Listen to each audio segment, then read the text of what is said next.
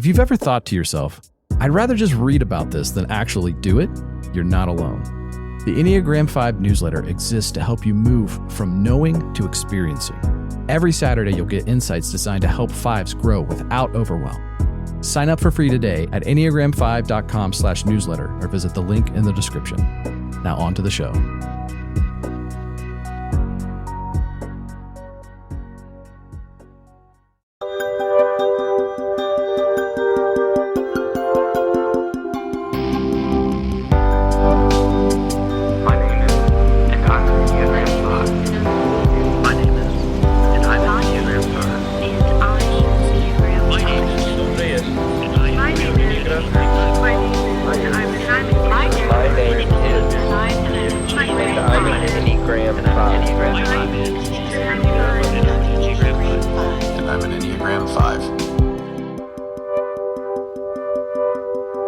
Well, I am happy to welcome Liz back to the show. If you're not familiar with our past conversations, definitely go check out, especially the Is Cody a Sociopath episode, which is a really fun one. Man, how far we've come from that conversation. Yeah.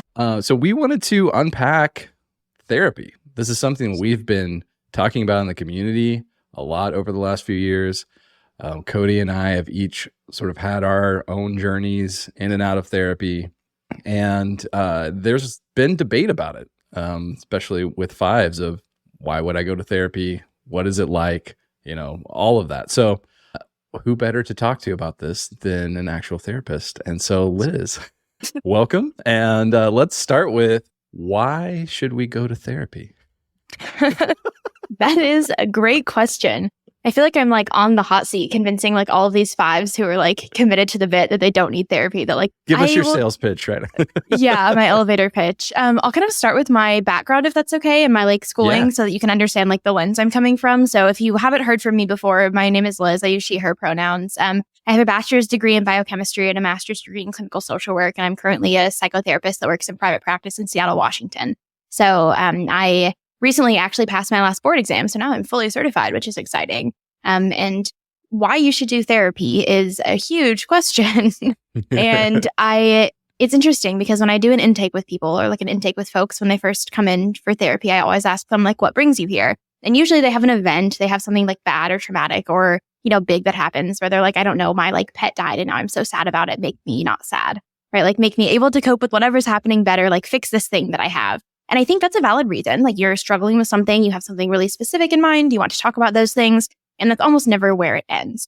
We have so much in our subconscious, so much in our history, so much in the way that we experience the world that we don't functionally think about because we can't. We're, number one, not trained to. And number two, it doesn't really behoove us to think about that as much as therapy encourages you to. Because if you were thinking about all of your actions and really being introspective on everything, you would get next to nothing done. And I'm sure that's something that resonates true with the five, right? Where you're let me just think about all these things really hard and then do them. And with fives, I think I've talked about maybe in the episode about Cody, about the feelings wheel. There's this wonderful feelings wheel that has 130 feelings or something. And there was a reaction of oh my God, that's a lot of feelings. And that's a great reason to come to therapy too. If you don't know that there's that many feelings or don't know how to experience that many feelings, chances are you're having trouble communicating with other people about your needs. And chances are you're having trouble understanding your needs. It's a pretty foundational thing to be able to have a relationship with someone, a relationship with yourself. Fives are really good at knowing what they're doing and not as good at feeling what they're doing. And therapy is kind of the bridge between those two things. And that sounds like you don't need the feeling part, but usually these instances where we kind of come up with something that's really hard to handle, we're I'm thinking about it really hard and it's still bothering me. Right. That's because you're not feeling it, because thinking about it only really gets you so far. Yeah, I love that. I'm glad that's where you took this, because that was one of the big realizations that I had when I first started going to therapy.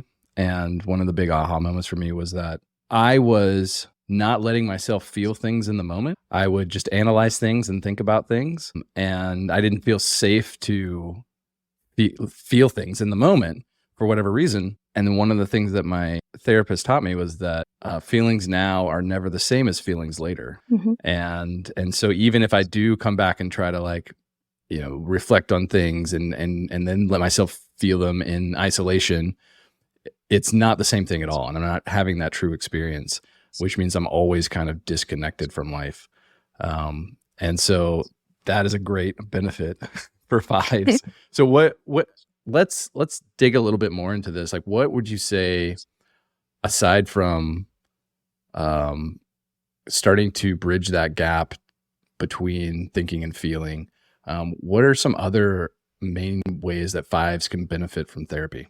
Yeah, I think that fives also have a really strong, generally self-concept. So they like know who they are and they think about who they are and they understand who they are. They function out of that knowing, but that isn't from like, you're not born into that. That isn't from isolation. That's from a lot of other reasons. And if we don't assess those reasons, we're functioning out of kind of what was given to us. We're functioning out of this like going through the motions, just doing day by day, just understanding what we're doing. And we're not really questioning whether we actually want to be doing that, whether that aligns with who we want to be, whether that is an intentional decision that we're making. We're just kind of doing those things like over and over again. And that leads us into patterns that we kind of slip into and then mistake for our identity. Like, oh, I've stayed up really late all, the last 20 years. I must just be a night owl. Well, is that maybe because you began to stay up late when you were really anxious and now you are into this habit of thinking at night and that's the only time you give yourself space to think? Is that really something you want to be doing? Is that a part of your personality?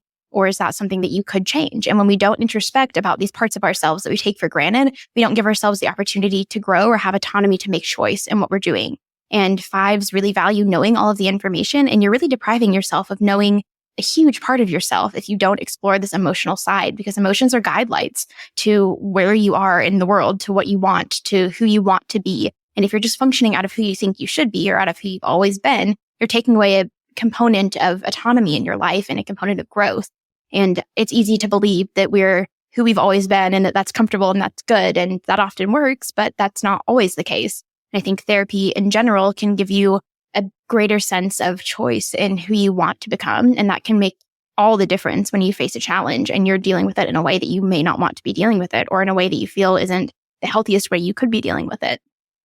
Mm. It's so easy to, I grew up, I think that, I don't know if I'd say it's a five thing in its own unique way and its own brand, but I would say, so many people probably struggle with to just like this internalized idea that feelings are also like forms of weakness, right? So like to explore them and to allow them to come to fruition without suppressing them is oftentimes kind of an attack on your strength and your ability to cope and cope in quotations and weather the storm, as it were. And so I would think that's probably an interesting aspect of that too, because I mean that's I think we all fall into that lie a little bit sometimes, and I know I did. I mean, it wasn't until I was well into my 30s before I started looking at emotions as the little flags of like things that I should be looking at, not things that I should be ignoring.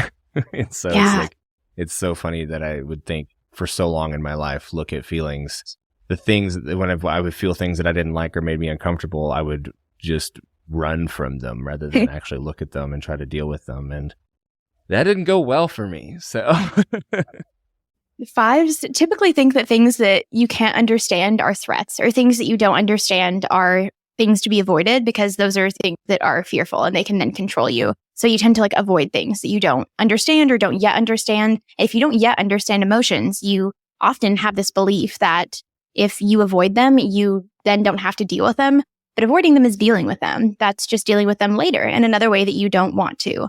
Right? Anger is a really great example of this. Anger does not go away if you don't express it. It doesn't go away if you don't give it room. It comes out in a way that's likely less beneficial and likely less control over this anger. And that's when it's scary. And that's when it begins to feel out of control. And that's when it begins to feel like problematic for you.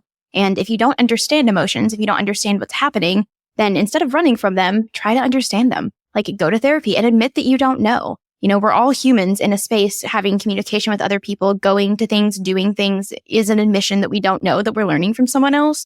And if you don't know what you're doing with emotions, instead of being afraid of them and running away, it can be really useful to go to therapy or find a professional who can help you understand them and explore them more, because that is going to give you much more strength than avoiding them. One of the things that I learned in going to therapy was just the benefit of having this unbiased third party, because I always thought that, I could push through with sort of raw computational processing power, right? And I could figure things out on my own. I didn't need anyone. And it was really eye-opening when I first started going to therapy and realizing that I did not have the tools that I thought that I had. And it takes a long time to develop those tools and learn how to use them and use them well. And so I'm wondering if we could talk through, from your perspective, how do you view your role in working with people in therapy? Yeah. So I guess how I approach therapy is that based on like my schooling and things like that, I tend to be a more like person in environment. So like I ask you, okay, well, why are you the person you are? Not just because of intuitive factors, but because you're a tapestry of everything that's happened to you, everything that will happen to you, all of your values, all of your cultures. And that's where a lot of those implicit beliefs come from. Like we just learned them and we assume that they're ours. And so I kind of take this more like bird's eye view stance. I also am really like human centered and really centered in making sure someone feels comfortable and they feel like I'm the right fit for them. So like I am a queer woman in Seattle who is like white and cis, and that's not going to be for everybody. Like you may not feel comfortable telling me your deepest, darkest secrets if you come from something that does not align with that. And that's okay, right? Because if you don't feel like you can trust your therapist, then how are you supposed to trust anyone else? I really view the therapeutic space as like sacred and as like a practice ground for being vulnerable, a practice ground for being yourself and having it received well. And if you're not able to be comfortable in that space, then I'm not doing my job. And like that is something that I am obligated like ethically to provide for people. And I also tend to be more of a psychodynamic therapist. So I know there's a lot of talk around like CBT and DBT and mindfulness, which I think are all great tools and they're useful in the ways that they give you tools to address symptoms. But I tend to say, okay, here's this tool for the 99% of time they are not with me, but let's also address why this happened. Like, what is the pattern? What is the belief here? Where did you even come to realize this was a coping tool that you needed to use? And so that's where kind of the more psychodynamic, like deeper dive lens comes in. And that's not for everyone. I mean, not everybody wants me to like dig into the meaning behind everything. And that's okay. That just means that it's not a good fit for you. But for me, that's where I tend to find like my bread and butter. And I think it's also useful to find a therapist who knows what their bread and butter is and who knows how to tell you that you may not be it. Yeah. That's so you bring up a really good point, and where I want to kind of segue to here is, let's say that I'm someone who has decided, hey, maybe therapy is something I should try. How in the world do I go about finding a good therapist or a therapist that works well for me? Like what are the criteria? Like where do I even search? Like what is that process? Yeah. Like what are your recommendations there? Yeah, the process is arduous, to say the least. So since this is a podcast for fives, and I know y'all love logistics, I will talk a little bit about the logistics because I think that's a really overwhelming piece too. So therapytoday.com is a great tool for searching for therapists. You can filter by your insurance, you can filter by gender, you can filter by specialty. That is fantastic. A lot of therapy is telehealth. So like decide whether you want to do telehealth or in person. Filter there, search for someone that fits. You can also search through your insurance provider. And insurance is another big component because some therapists don't take insurance. They're not paneled with insurance. Decide what you want to pay. You can also use your HSA. You can ask for a super bill. All of those things are great things to know about. And knowing the logistics can help make it easier for the harder interpersonal stuff, which I think is what you were actually asking about here. And I think it's also useful to take some time as much as you can to introspect on who you feel comfortable with. Like if you're going to call up your best friend and you're going to tell them your deepest, darkest secret, why is that your best friend? Why are you willing to tell them that? What about them makes you comfortable? Is it that they're your same gender? Is it that they came from a similar background?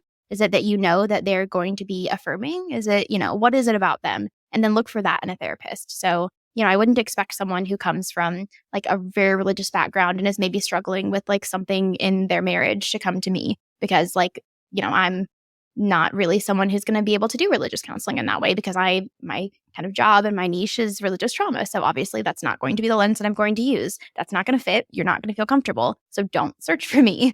And also knowing like what you want to work with and knowing like maybe a top 3 goals in therapy. Usually that looks really broad. Like I'm anxious. I want to be less anxious.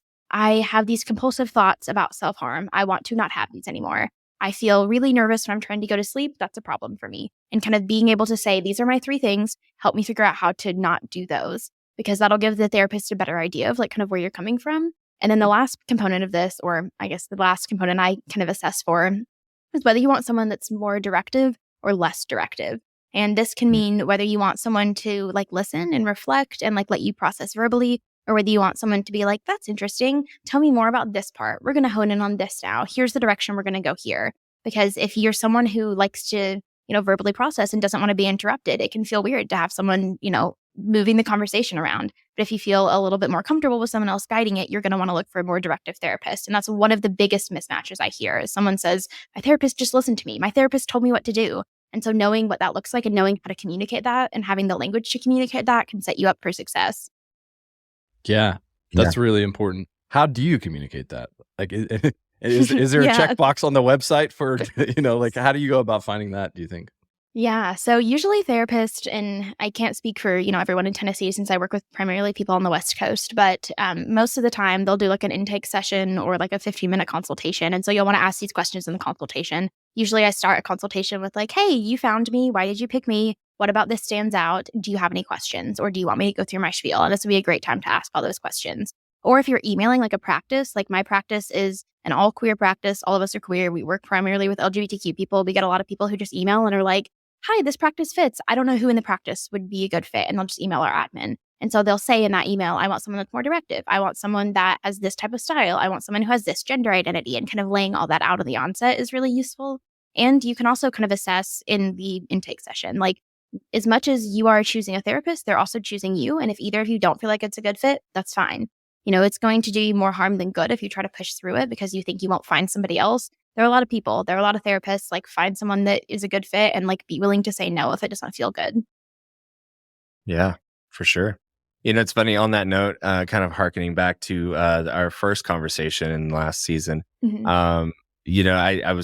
We talked a little bit about how I always, but it was before I'd ever done therapy. So I was talking about how I always imagined having a therapist out of like an Aaron Sorkin TV show or a movie, and learned through our conversation that was probably an 8 that I was looking for, an Enneagram 8. Mm-hmm. And so I ended up finding one of my friends suggested their therapist he told me a lot about like what they had said and how they'd communicated some, things they were working through and how much they loved the directness. And then he would like quote her and things that she would say. And I'm like, one, I think she's the right personality type, but also like, I think this is the right style of like therapy I want too. And so I ended up going to her and I was like, first thing out of my mouth, are you an 8? And she was like, yes. Yeah. And so I was like, all right, this is going to go well. And that's how I found out I had Asperger's. Yeah, I mean, and that changed everything. Right. And like, but the way that she would just like so matter of factly and directly talk and say things and just like call me out on my shit. Cause like fives love to hide in their shell. And this might scare fives off, but I'm telling you, it's so much more fun in the conversation to be able to, I say fun when you're not talking about drama, but like, fun in terms of like the dynamic of the conversation to just be able to like go back and forth with them and like say things. I think that sometimes that it kind of demystified it for me a little bit, but it made things a lot easier for me in the first few sessions where it was like, I don't know if I'm going to know what to talk about or how am I going to say these things, and she would just like go like find something and then just go right for it. Like there was no beating around the bush, and that was what I needed personally because I'm that kind of personality type. I do that. So I do that to other people for better or worse. And so I needed somebody to do that to me. Yeah. And therapy really is a great like foreground or playground to be able to communicate what you need and like get that need met. Like I've had numerous clients be like, hey, this thing you said kind of bothered me, or hey, this thing was like a little bit different than what I would have expected. And that's great. I welcome that because number one, you need to have discourse that you can see is resolved well. Like a lot of people are scared of discourse. A lot of people, especially with someone in power, which is a therapist in this situation, you don't want to call them out because like that's your job and you know what you're doing, but it's also you. Like if you're uncomfortable, you can say, hey, I'm uncomfortable. And that's a skill that you're building. And you're also building that rapport to help you get what you need out of it. Like I'm not going in saying, I know all of these things, like you're wrong in your feelings. That's kind of antithetical to what we're doing here. And you can also learn so much by advocating for yourself in that way and saying, hey, this is what's really working. This really isn't what's working. Can we work together? And if that turns out to be incongruent, great, go find someone who will. They probably have referrals for someone that will fit that style more if you're willing to communicate that to them. So let's say we find someone who we think is a good fit and we start seeing them. How should we, especially as fives, how should we approach this whole relationship? Like, do you have some good tips on how we can get and when I say that, I mean like, what's the mindset we should have? Like, how should we come to like the space, the time that we're with them to get the most out of it, to be the most beneficial to us? Yeah, that's I hear you asking for like an algorithm here, which is funny. And, What is the um, formula that will? right, yeah. Like, tell me how to get all A's in therapy. I love Like, that. yes.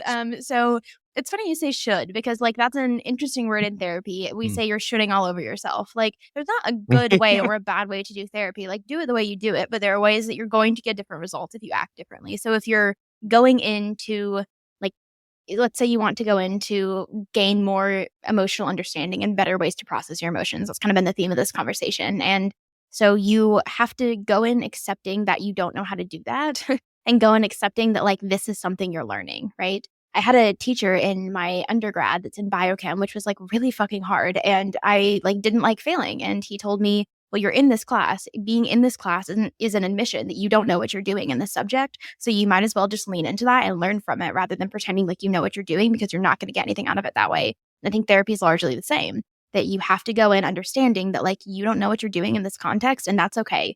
Like, we're not here to judge you. We're not here to tell you that you're wrong. We're here to help guide you. But if you are really like committing to this bit that you know and you've thought about it and you understand, then that's going to be really hard to break. Like, there's a joke in therapy. How many therapists does it take to change a light bulb? Well, the light bulb has to want to change. So, like, be a light bulb that wants to change.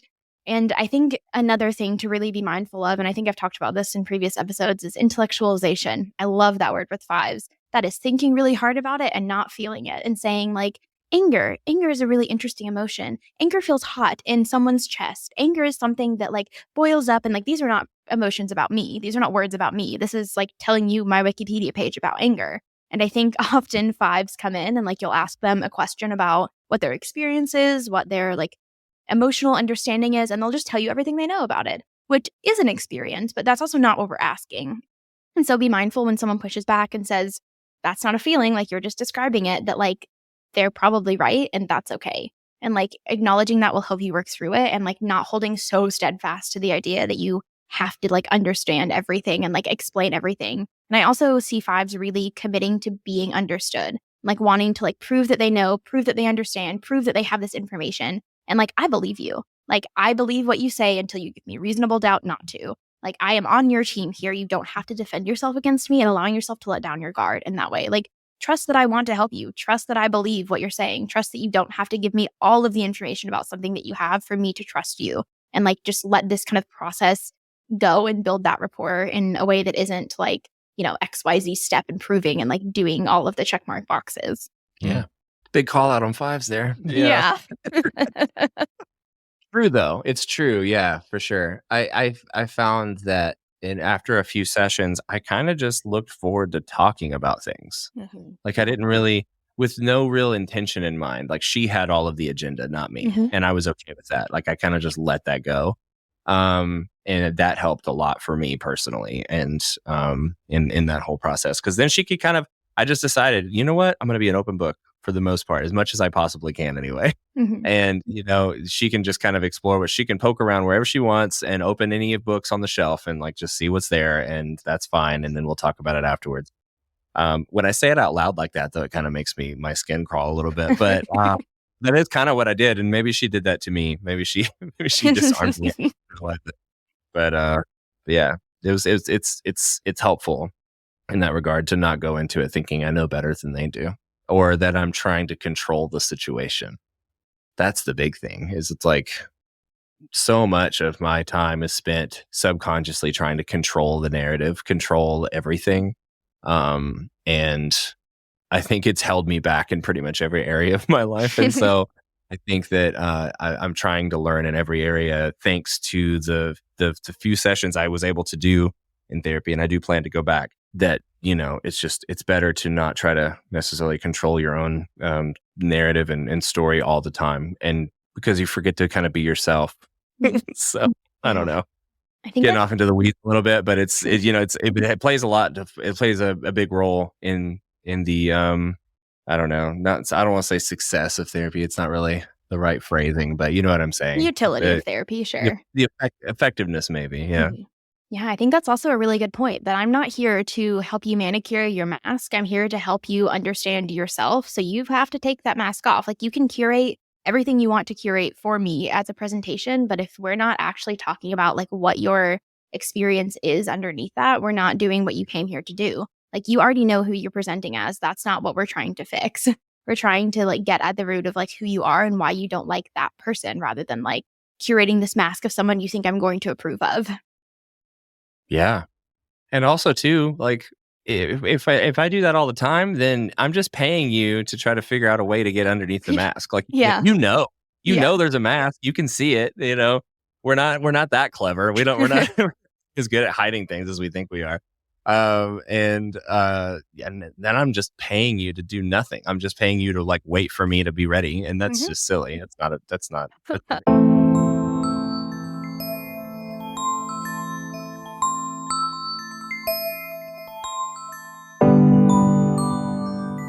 I understand the value that therapy can provide. I know a number of individuals that have successfully worked through challenging periods of their lives with the help of a therapist, and I highly encourage people to seek that kind of help when they need it. I personally have not been to therapy. I have a degree in psychology and have had training in clinical counseling, and as a result, all I can say is that for this 5, I struggle to get past my view of therapy as something other than a transactional relationship. I find it difficult to trust people enough to let them in and to truly see my struggles and pain, to see the real me under all of the layers. The idea that if I stop writing checks, the relationship with a therapist vanishes is just a non-starter for me personally. I don't feel that I can honestly reveal myself to another person unless I know they really care and want the best for me. That's how my closest friends and I show up for each other. It's not lost on me how fortunate I am to have that.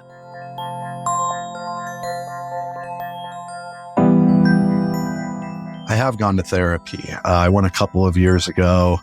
I was dealing with some depression and anxiety, and the therapist I got was really helpful in identifying just different mental hangups and blind spots I was having, and also just in encouraging me to seek things that like really make me happy, and looking at small ways like that, kind of breaking up the cul-de-sac that us 5s can get into of just being so heavily in our thoughts that we neglect our physical health, we neglect kind of our emotions and our feelings, and try to think our way through them instead of actually experiencing those emotions in real time.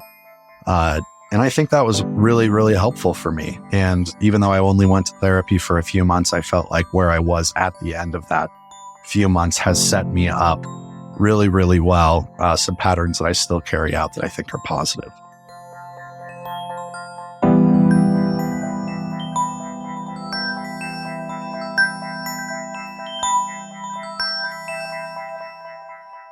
Well, one of the things that happened, so I recently started therapy again, and one thing that I appreciated was like in our very first session, I was talking about some things, and then I unconsciously, when I changed the subject, I unconsciously changed my body position. And so he was listening to me, and then he's like, I noticed that you shifted your body. What was going on there? Like, and it just like caught me all off guard, and I realized, oh man, I did, and this is what I was processing at that moment. And so like, let's pause and let's dig into that. And I think that that's another thing that as 5s we've talked about ad nauseum at this point, of like how disconnected we get from our bodies. But there's so like our bodies have this wisdom in it because our bodies have experienced all of the trauma just as much as our minds have. And so like it's another part, and this for me personally of why I in this go round, I made sure that, which was really hard to find a good fit in person here, but I made sure that like I found someone in person, because I'm on Zoom calls all day, and it's just it just drives me crazy sometimes, and like I need that like actual physical in-person connection to share that space. But I think that a benefit of that too for me in this was like him being able to like fully read like what my body is saying, in addition to like what's coming out of my mouth, because and and bring my attention to it. Like, that's the thing, is like, I have not been bringing my attention to it. And so what is my body trying to tell me right now? And there's been some of that's been going on that's been, I found really beneficial, and is another great reason to have someone who is a third party who can observe and is trained to pay attention to certain things that can help bring your attention to the things that you need to focus on. Yeah, absolutely. I love that your therapist did that. That's one of my favorite things, when I'm like, oh, there's this like shift that you may not have noticed, and just like the jarringness of like, you saw it, you see me. And that's a beautiful and terrifying thing for a 5. Yeah, I definitely felt very vulnerable in that moment. Yeah. Thankfully, very exposed. Thankfully, like I went into this round of therapy very differently than the last one. When I did therapy before, it was my first time, and it was really like to work on things in my marriage. And so we started therapy together in couples counseling, and then we sort of split off, and we were seeing the same person kind of individually in addition to as a couple. And then it ended up being mostly just me seeing her. But thinking back on it, I kind of came into the situation from a point of, I wanted someone to basically like fix the situation for me, you know? Mm-hmm. And really probably on some level, at least partially, wanted someone to tell my wife how she was wrong about these things, which is a terrible place to be. I learned that really quickly. And but what I got out of it was just realizing that there was so much that I was just unaware of about myself, and how much operates under the surface unconsciously that comes out. And I didn't have the tools to not only like see it and pay attention to it, but like once I did pay attention, like how do I interact with it? How do I interface with it? What do I do about it? Yeah. And so it took a while of building tools. And so in the beginning, especially, like I found therapy really beneficial. And then I'm not sure what happened, but I got to this point where I just felt like I was coming in and I was saying the same things over and over again, and we weren't really getting anywhere. And then I kind of just dropped it. We also had moved like shortly after that. But for a while I was reluctant to go back into therapy because of that. And then I tried some other things. Like I worked with like a life coach and did some other types of coaching, and that was more just focused on like, I guess, action-based things. And I think I built this idea in my head of like I was past therapy.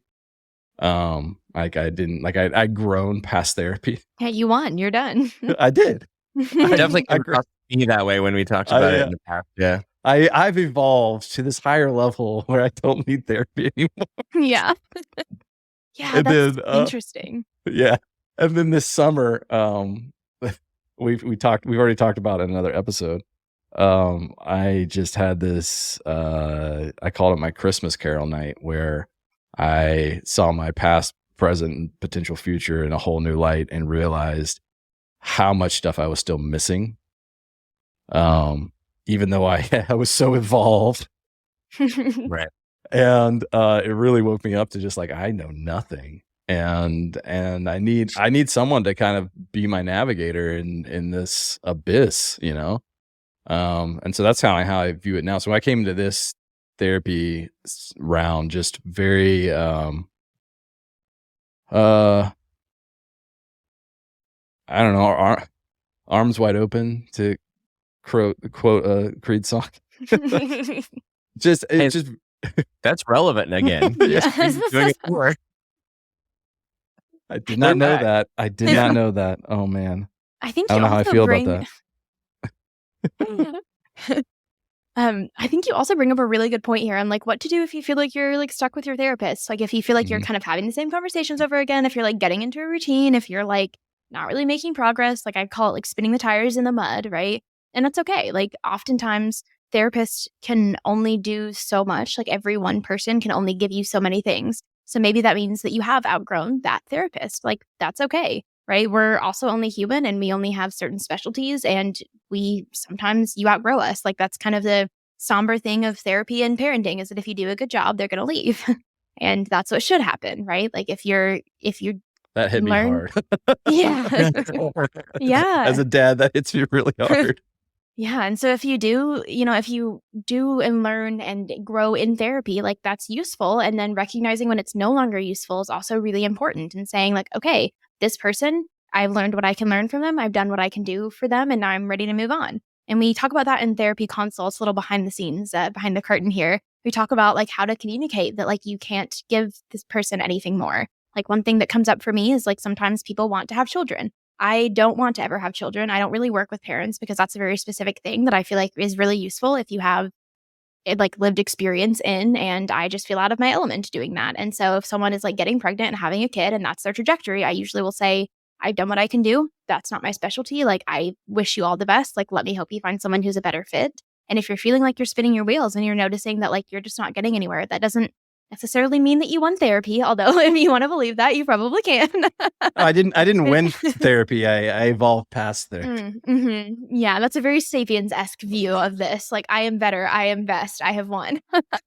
Yeah, but it just means that you've done what you came there to do, and that you can take time to reflect on it, take time on what you've grown, and then figure out what you want to work on next. Like, it's a beautiful, ever evolving process that doesn't have an end goal. And if you say like, okay, I'm done, like I did it, this is the one person, like you're also lumping all therapists into like one boat. And like, just like you're all individuals, we are also all individuals, and we can give you so much and someone else can give you something entirely different. And like, this is a human-centered, like humanitarian profession. Like, I bring myself to this, and that is what I use most is me. And so if you're feeling like you don't mesh with that person, you have, thousands of other people you could maybe mesh with in this professional context. Like a bag of tools for a specific project. Mm-hmm. If Yeah. the project is, you may not need those tools anymore. Yeah. For sure. How do you feel about Cody calling you a tool? Yeah, my brain just went to like, what tool am I? It was like, I think I'd like to be a rotary saw. And I was like, no, we're still talking. Don't think about being a rotary saw.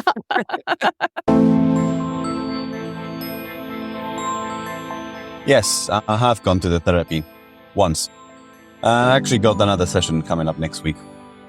Normally I don't talk, don't share, just try to think of a solution on my own. That might be my fiveness. But unfortunately, this time I found myself in a very unpleasant situation and a rather dark place. So I decided to give it a go, at least for a few sessions. I don't really have any high expectations, so for now I just do it to bounce back my thoughts against someone who's unbiased, neutral, and experienced, and who's not me. So I have gone to therapy before. I actually don't mind it at all. It helps me get out of my head. It helps me kind of think about the things that I need to change about myself or how to understand other people. I think therapy is a good method for growth, good method for understanding yourself and those around you. And when you need to kind of try and figure out what ways you want to go next in life, and you're not sure where to go or how to turn, I think therapy can be very helpful. As a five, I think we can think that we can do it on our own and do it ourselves. But really, I don't think anyone can, especially when they're in the middle of change or needing to change something in their life and they're not sure of their next steps. So I really do think that therapy is important. Almost for everybody, is important as going to a doctor when you can't figure out the medical situation on your own, or anyone or anything that may be necessary for you to change or to understand yourself. Therapy is really important.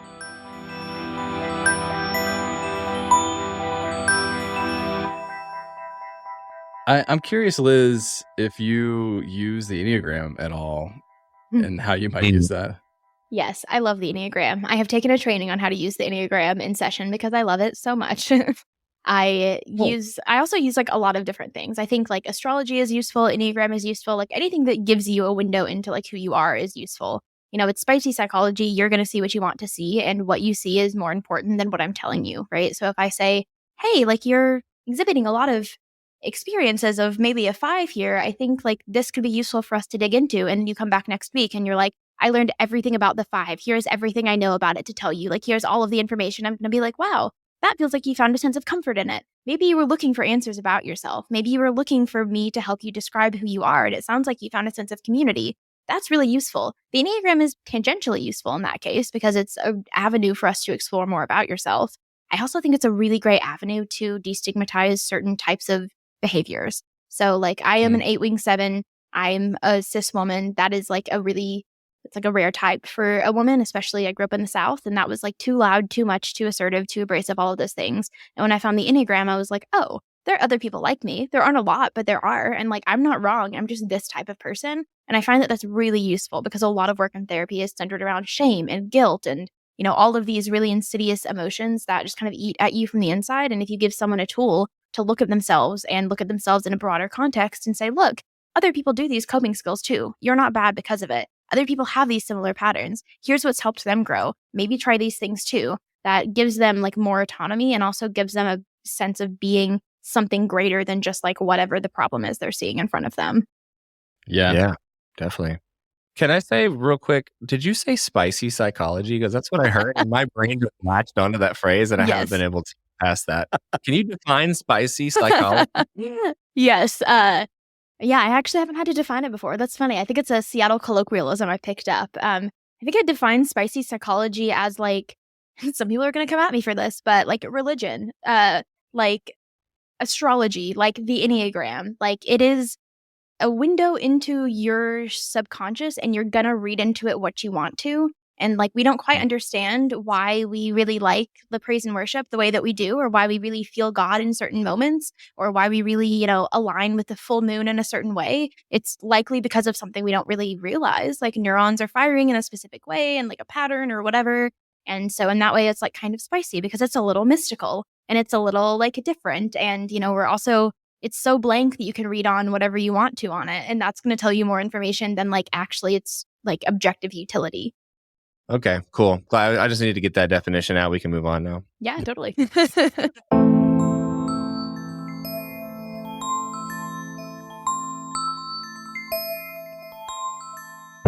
I've tried therapy a few times, but I find I'm way too in my own head and I haven't had the right match personality-wise with a therapist who kind of gets me.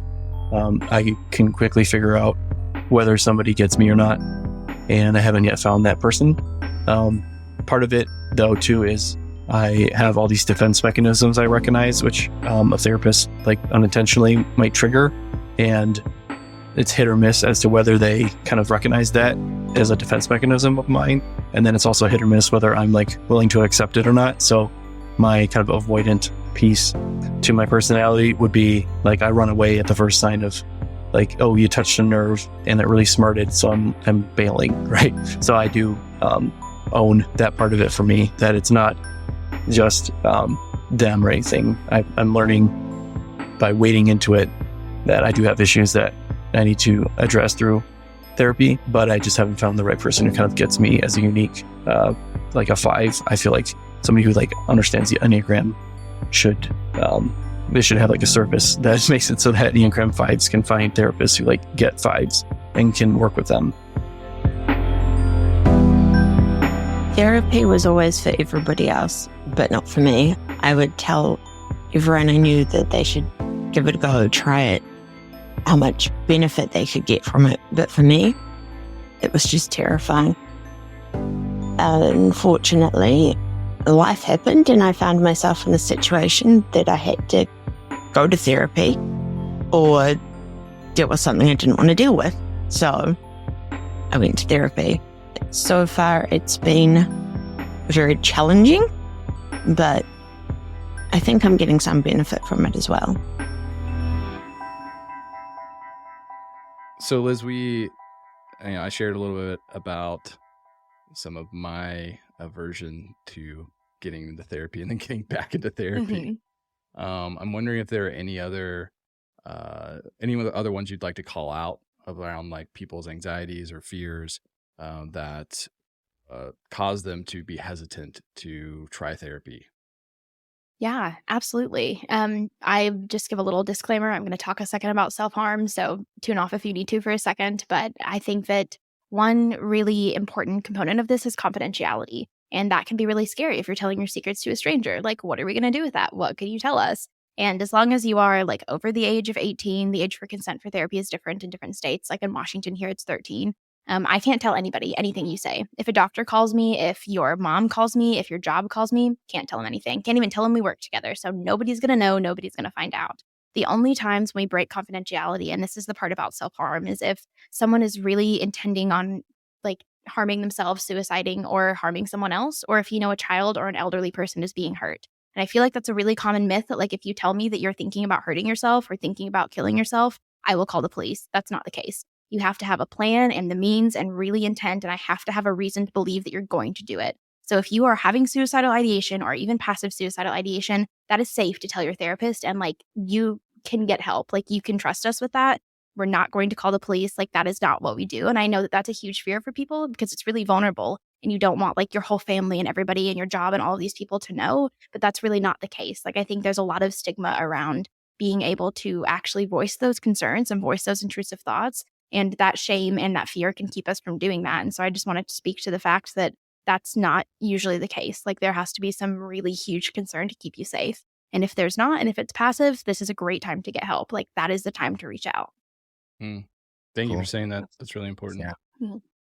Well, Liz, this has been a really fantastic conversation as always. We really appreciate I'm you so coming glad. back. Yeah, coming back on the show. Real quick, just tell everybody where they can connect with you if they want to online. So yeah, my name is Liz Landry. I'm actually only licensed in Washington State. So like if you're there and you want to connect with me, you can find me on Psychology Today. I work for a practice called Optimism Counseling. I have an Instagram called Your Honest Therapist. Not on it very much, but if you try to reach out on there, I'll do my best to connect with you back. And I'm pretty evasive other than that, unfortunately. No, fortunately, Yeah. it's fortunate. Fortunately, yes. We, as are we, even though we're supposed to be doing social stuff. Yeah. All right. Well, we'll make sure that all that's linked up in the show notes. And for everybody listening, if you've been on the fence, I would just say try therapy. Give it a shot. What's the worst that can happen? Right? You're already feeling sad. You probably feel worse. That's true. That's true. All right. Well, thank you all for listening. Until Thank next you guys for time. having me.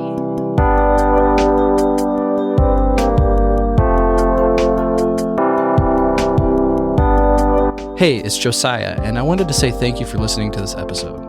If you enjoyed this episode and you're the type of person who likes helping others, would you do us a favor and share it with other people like you? If you found value in this conversation, they will too. I also want to give a special thanks to our community members who shared their voice with us in this episode. If anything in this conversation has resonated with you, or if you have any further thoughts or questions, I want to invite you to join our community of other people like you and continue the conversation at Enneagram5.com.